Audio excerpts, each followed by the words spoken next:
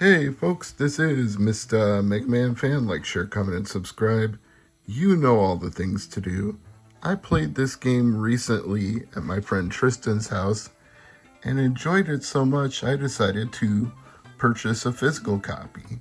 And since I had to pay for import shipping, as you can see from the Peggy 12 label, I decided I might as well go ahead and get the Deluxe Special Edition.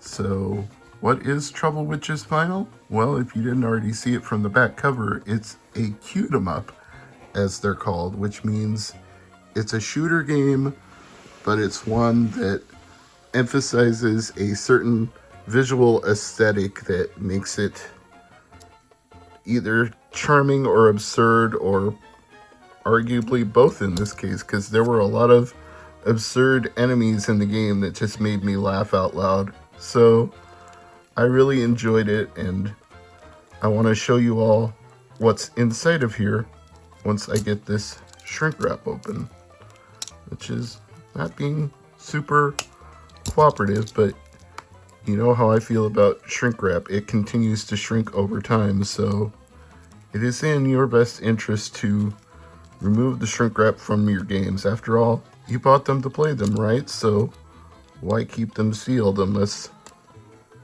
you're just being some kind of speculator and hoping they will go up in value? That's not what I'm doing. I played Trouble Witches already and I want to keep playing it, so I'm opening this sucker up. Now the shrink wrap is finally starting to cooperate a little. Hope you're all doing well, having a good day, feeling fine, post-holiday recovered. Everybody's either back to work or back to school or back to whatever they do right now. So let's do what I do and unbox this game. Got the outer sleeve to the side. That's actually nice. I like it when it's done that way. So we start with a history art book. History of Trouble Witches. And this is only episode 1, believe it or not. So here we have the table of contents, playable characters, DLC, enemies, villains, all that good stuff. Maybe this will give you some idea.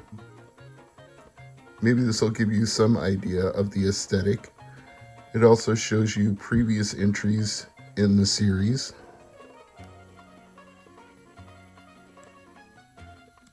And like I said before, this game is a lot of fun to play. Next up, in this box full of goodies, we have the Trouble Witches soundtrack, and it really does jam when you're playing it. It's quite good, so I'm very happy they included a 2-disc soundtrack. Not just one, but 2 discs, so I'm definitely gonna rip this and be playing it in the car. It's gonna go in rotation with other soundtracks like Shovel Knight and The Binding of Isaac. I'm not kidding when I say I really like this game. I didn't buy a deluxe physical edition by accident. Now, I suspect this is DLC, so I'm going to look at it off camera really quick. Yeah, there is a code to redeem Cotton in the game. Add Cotton as a playable character, so I will be doing that as soon as I'm done making this video.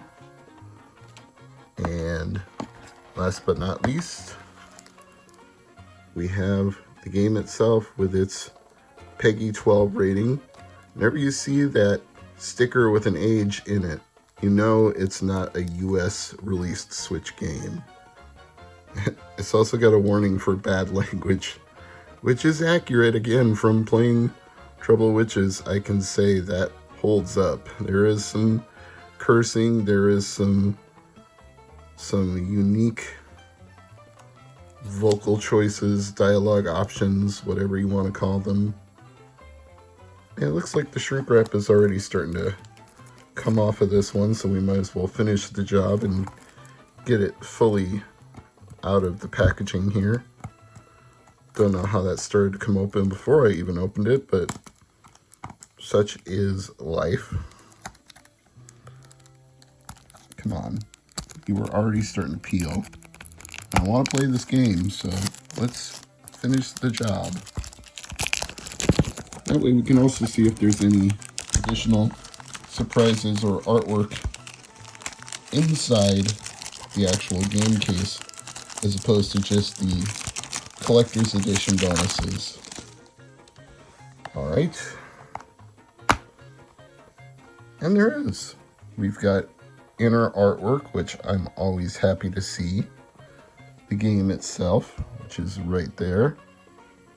And we've got a manual, which you really have to love to see in a Nintendo Switch game, because it's not like a common occurrence. Most games don't have it. Even some deluxe physical editions will neglect to have it. There's been every Switch case has had that spot to hold a manual all along, but how many of them actually do?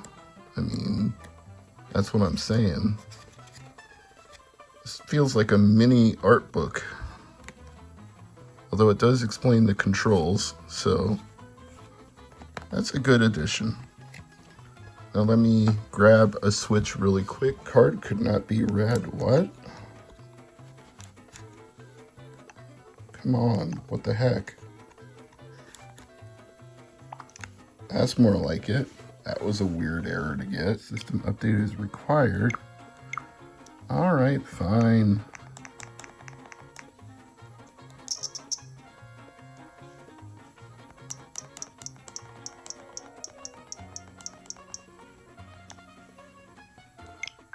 Always gotta be some hassle when you want to play a game.